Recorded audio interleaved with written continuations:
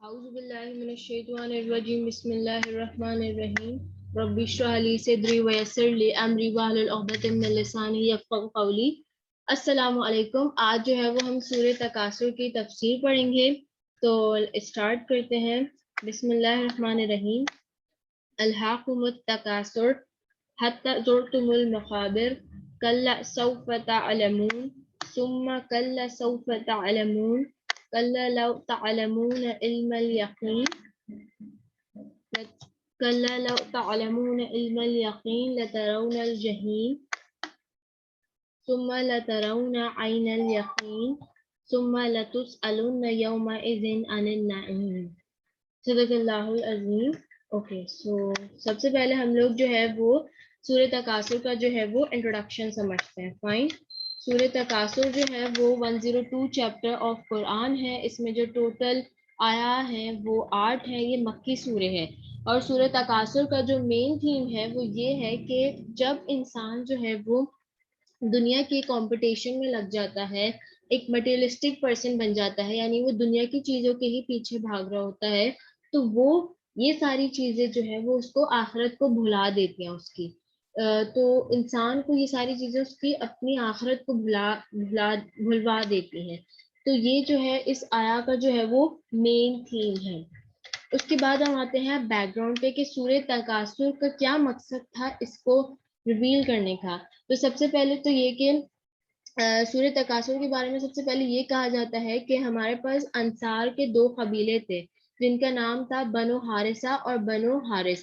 ان کے درمیان کانفلکٹ یا کوئی لڑائی ہو گئی تھی، اور اس لڑائی کے نتیجے میں وہ لوگ جو تھے وہ ہر ٹرائب یعنی ہر قبیلہ جو تھا وہ خود کو دوسرے سے بہتر ثابت کرنے کی کوشش کر رہا تھا، یعنی کہ شو آف کر رہا تھا، اور جو ہے وہ کلیم کر رہا تھا، یعنی دعویٰ کر رہا تھا کہ وہ جو ہے وہ دوسرے قبیلے سے جو ہے وہ بہتر ہے۔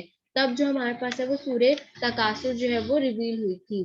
اس کے علاوہ سورہ تکاثر کے بارے میں ایک اور رپورٹ کے مطابق یہ کہا جاتا ہے کہ سورہ تکاثر ہمارے پاس تب ریویل ہوئی تھی جب قریش کے 2 قبیلے یعنی بنو عبد مناف اور بنو سہم، ان کے درمیان کوئی آرگیومنٹ ہو گیا تھا، یعنی جھگڑا ہو گیا تھا، اور وہ بھی اس بات پہ یہ لوگ جھگڑ رہے تھے جو کہ بالکل ہی یوز لیس سی تھی، بہت ہی فضول ایشوز پہ وہ لوگ آپس میں جھگڑ رہے تھے۔ تب ہمارے پاس جو ہے وہ سورہ تکاثر جو ہے وہ ریویل ہوئی تھی۔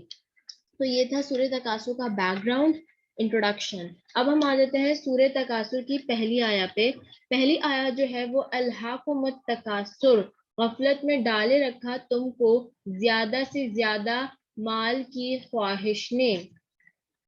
اوکے، سب سے پہلے ہم ورڈ سمجھیں گے الحاکم کا مطلب کیا ہوتا ہے اور تکاثر کا مطلب کیا ہوتا ہے، ٹھیک ہے۔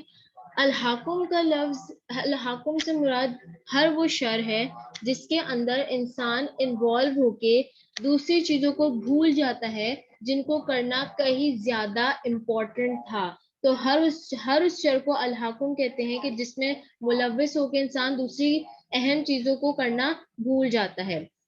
تکاثر کا جو لفظ ہے، اب ہم آ جاتے ہیں تکاثر کے لفظ پہ۔ تکاثر کا جو لفظ ہے وہ کسرا سے نکلا ہے، اور کسرا کا مطلب ہوتا ہے پلینٹی یعنی زیادہ، ٹھیک ہے۔ تکاثر کے جو ہے وہ 4 معنی لیے جاتے ہیں۔ سب سے پہلے تو یہ کہ جو دولت جمع کرنا ہوتا ہے نا، ویل جمع کرنا، اس کو کہتے ہیں تکاثر۔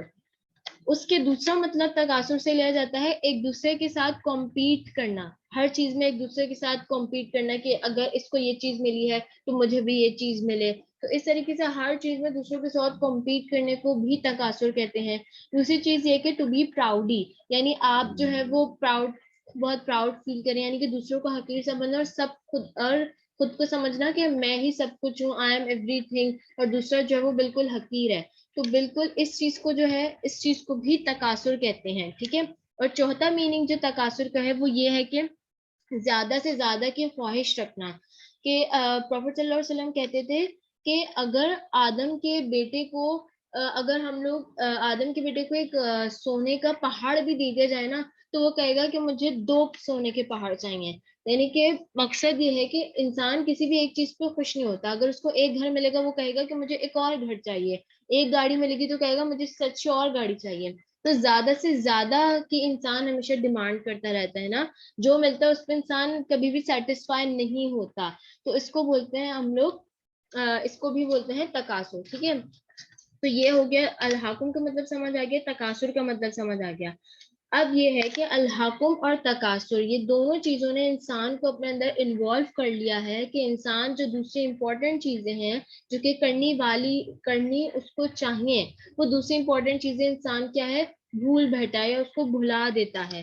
اچھا, اگر آپ اس آیت میں ایک اور امپورٹنٹ بات, بہت اچھی بات ہے, امپورٹنٹ بات نوٹ کریں تو اللہ تعالیٰ نے مینشن نہیں کیا الحاکم کا لفظ, یعنی کہ ہم نے پڑھا تھا کہ ہر وہ شر جس میں انسان انوالو ہو جائے اور کیا ہو کہ دوسری اہم چیزوں کو بھول جائے, یعنی کون سے شر میں انسان انوالو ہو جائے, اللہ تعالیٰ نے وہ مینشن ہی نہیں کیا.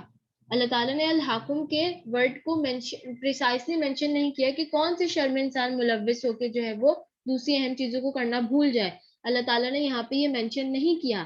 یا اللہ تعالیٰ نے تکاثر کے لفظ کو بھی اسپیسیفائی کر کے مینشن نہیں کیا, تکاثر کو بھی مور اسپیسیفائی کر کے اللہ تعالیٰ نے نہیں بتایا.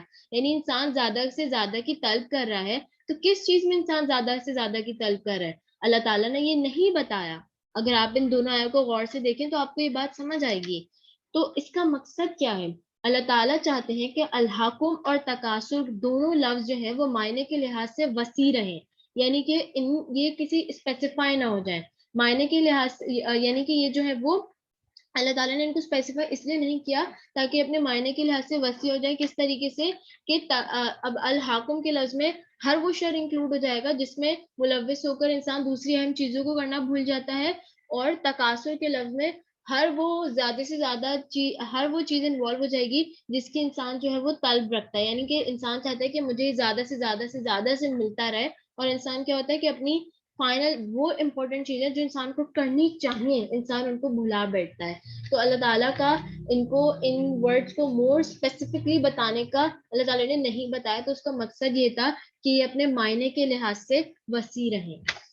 ٹھیک ہے, تو یہاں پہ ہمارے پاس پہلی آیا کمپلیٹ ہوتی ہے. اب ہم آ جاتے ہیں دوسری آیا پہ. دوسری آیا ہے حتی زرتم المقابر, یہاں تک کہ جا دیکھی تم نے خبریں. اوکے, یہ آیا بھی انٹرسٹنگ ہے. آیت 2 میں اگر آپ دیکھیں تو اللہ تعالیٰ کیا کہہ رہے ہیں کہ تم لوگ دنیا کی رائیولری میں یعنی آپس میں کمپٹیشن میں, دشمنی میں, زیادہ سے زیادہ کی تل میں تم لوگ اتنا لگے وہ, اتنی ریسنگ میں لگے وہ کہ یہاں تک کہ تم اپنی خبروں میں جا پہنچتے ہو. یعنی کہ تمہاری جو رائیولری ہے, تمہارے جو کمپٹیشن ہے, زیادہ سے زیادہ کی چاہ ہے, یہ کبھی ختم ہی نہیں ہونے والی, اور یہ ختم کب تک ہوگی جب تم اپنی خبروں میں جا پہنچو گے. اچھا, ایک اور چیز جو مجھے بتانی تھی کہ جب انسان قبر میں پہنچے گا نا تب اس کو یہ بات سمجھ آئے گی کہ جن چیزوں کے پیچھے وہ بھاگ رہا تھا, اس نے اپنے آپ کو آلموسٹ ختم کر لیا تھا, وہ تو بالکل یوز لیس تھی, وہ کسی کام کی ہی نہیں تھی. یہ انسان کو تب سمجھ آئے گا جب وہ اپنی خبر میں جائے گا. اچھا, اللہ تعالیٰ اس آیا میں جو ہے وہ قبر کا ڈسکس کر رہے ہیں, یعنی کہ جب تم جو اتنی رائیولری میں اور اتنے جو کمپٹیشن میں لگے وہ نا, یہ تمہارا یہ کیا کہ تم یہ اسی کمپٹیشن میں تم اپنے آپ کو ختم کر لیتے ہو, اور حتیٰ کہ تم اپنی کیا کرتے ہو قبروں میں جا پہنچتے ہو. یعنی یہ تمہارا کمپٹیشن, رائیولری, یہ سب تب ختم ہوتی ہے جب تم اپنی قبروں میں جا پہنچتے ہو. اللہ تعالیٰ یہاں پہ ڈیتھ کو ڈسکس کر رہے ہیں. اچھا, ہم لوگ یوزلی کیا کرتے ہیں, ہم لوگ تو ڈیتھ کو ڈسکس ہی نہیں کرتے, ہم لوگ پسند ہی نہیں کرتے ڈیتھ کو یا موت کو ڈسکس کرنا. ہم لوگ کہتے ہیں وہ اللہ کو پیارا ہو گیا, وہ رخصت ہو گئے. کوئی یہ کیوں نہیں کہتا کہ فلاں شخص مر گیا, کوئی ڈیتھ کو ڈسکس ہم لوگ کرنا ہی نہیں چاہتے. ہم لوگ ڈیتھ کو ڈسکس نہیں کرتے, اور اگر کوئی کرتا بھی ہے تو ہم لوگ کیا بولتے ہیں کہ یار اچھی باتیں کرو, اس طریقے کی ڈپریسنگ باتیں کیوں کر رہے ہو. ہم لوگ ریالٹی سے ہی بھاگتے ہیں. تو پروفیٹ صلی اللہ علیہ وسلم کہتے تھے کہ اس چیز کو فریکوینٹلی ڈسکس کیا کرو جو تمہاری لذت کو ڈسٹروائے کر دے. وہ کیا ہے کہ وہ ڈیتھ ہے. تو ہم لوگ کو چاہیے کہ ہم لوگ ڈیتھ کو ڈسکس کریں. یہ کوئی ایسی چیز نہیں کہ آپ نہ ڈسکس کریں اس کو, وی شوڈ ڈسکس اٹ. ٹھیک ہے, تو یہ یہاں تھی یہ آیا نمبر 2. اس کے بعد آ جاتی ہے آیا نمبر 3. کلا سوف, آیا نمبر 3 اور 4 ہم لوگ ساتھ پڑھیں گے. کلا سوف تعلمون ثم کلا سوف تعلمون, ہرگز نہیں ان قریب تمہیں معلوم ہو جائے گا, پھر ہرگز نہیں ان قریب تمہیں معلوم ہو جائے گا. اوکے, آیا نمبر 3 اور 4 میں کلا کا مطلب ہوتا ہے نہیں, ناٹ ایٹ آل. ٹھیک ہے, اور پہلے جو اللہ تعالیٰ نے آیا نمبر 3 میں کلا سوف تعلمون لکھا ہوا ہے, اس سے مراد ہے گریو یعنی قبر, اور دوسرے کلا سوف تعلمون سے مراد ہے قیامت کا دن, جب ہم سب اللہ کے سامنے حاضر ہوں گے اور اپنے اعمال کا حساب دیں گے. تو اللہ تعالیٰ اس آیہ میں کیا کہہ رہے ہیں کہ تمہیں لگتا تھا کہ دنیا کی جو مال ہے، جو کمپٹیشن میں، جس کمپٹیشن میں تم لوگ لگے ہوئے تھے اور زیادہ سے زیادہ کی طلب میں تم لوگ ایک دوسرے کی سے کمپیٹ کر رہے تھے اور اسی کے پیچھے بھاگ رہے تھے، تمہیں لگتا تھا کہ یہی سب کچھ سکسیس ہے، یعنی کامیابی ہے. لیکن تمہیں تب پتہ چلے گا کہ اصل کامیابی کیا ہوتی ہے. یہ تمہیں تب پتہ چلے گا جب تم اپنی قبر میں جاؤ گے. پہلی بار تمہیں اصل کامیابی کیا ہوتی ہے وہ تمہیں اپنی قبر میں پتہ چلے گا، اور دوسری بار اصل کامیابی کیا تھی وہ تمہیں پتہ چلے گا قیامت کے دن، آن دا ڈے آف ججمنٹ. اور اللہ تعالیٰ نے یہاں پہ ریپیٹ کیا ہوا ہے نا، کلا، یہ کلا سوف تعلمون ثم کلا سوف تعلمون. تو یہ ریپیٹیشن کا مطلب کیا ہوتا ہے؟ Repetition is an act of emergency یا اسٹائل آف وارننگ. اگر کوئی سی وی وغیرہ میں یا کہیں پہ بھی کوئی بیچ میں کوئی گہرے پانی پہ جا رہا ہوتا ہے تو آپ اس کو آواز دیتے نا، گہرے پانی میں نہیں جاؤ وہاں ڈوب جاؤ گے، گہرے پانی میں نہیں جاؤ وہاں ڈوب جاؤ گے. تو یہ ریپیٹیشن کا جو ایکٹ ہوتا ہے نا، بار بار کسی چیز کو دہراتا ہے تو کسی کو وارن کرنے کے لیے دہراتا ہے. تو اللہ تعالیٰ بھی یہاں پہ یہی کر رہے ہیں، اور اللہ تعالیٰ کا یہ کرنے کا مقصد یہ ہے کہ اللہ تعالیٰ انسان کو بتا سکے کہ اس سے جب تم اپنی قبر میں جاؤ گے اور آخرت کے دن اٹھائے جاؤ گے تب تمہیں حقیقت تو تمہارے سامنے کھل کے آ جائے گی کہ اصل سکسیس کیا ہے.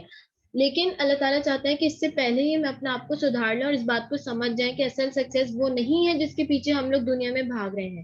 اصل سکسیس یہ نہیں ہے. اللہ تعالیٰ یہ چاہتے ہیں کہ ہم اس بات کو سمجھ جائیں، اس سے ورنہ پھر الٹیمیٹلی کیا ہے کہ ہم لوگ اپنی قبر میں پہنچ جائیں گے، ایک نہ ایک دن ہم سب نے مرنا ہے اور پھر ہم پہ حقیقت کا آشکار ہوگا. تو یہاں پہ جو ہے وہ آیا نمبر 3 اور 4 بھی کمپلیٹ ہوتی ہے. اس کے بعد ہم لوگ نیکسٹ ویڈیو میں کنٹینیو کریں گے. جزاک اللہ خیر.